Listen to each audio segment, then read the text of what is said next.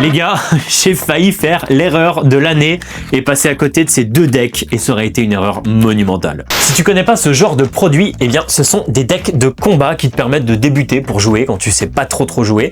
Et ce qui est hyper intéressant, eh bien c'est la petite AR exclusive au coffret parce que elle est disponible nulle part ailleurs. Le reste, c'est pas trop intéressant. Mega Diancie et Mega Ectoplasma.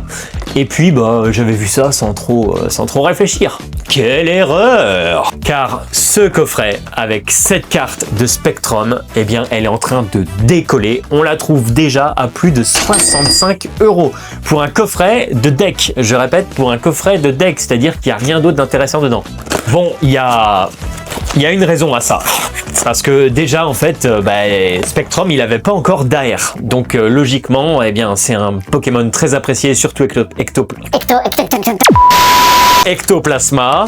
Donc c'est normal que ces sous-évolutions qui n'avaient pas encore d'AR, ça explose la cote. Et la deuxième raison qui fait que ça monte, je pense que c'est parce qu'elle est tout simplement sublime. Regardez-moi, l'artiste Arai Kiriko, eh bien on va en parler dans le prochain épisode, donc je vais pas m'étaler là-dessus. Donc si tu vois ce coffret, mais fonce! Et puis je te conseille en même temps de prendre la petite sœur avec la carte de Meloetta, car elle aussi, elle est tout simplement sublime et elle commence déjà à coter à 30 €, c'est-à-dire 10 € de plus que le coffret. Donc c'est assez fou pour des coffrets deck comme ça, sans trop d'intérêt.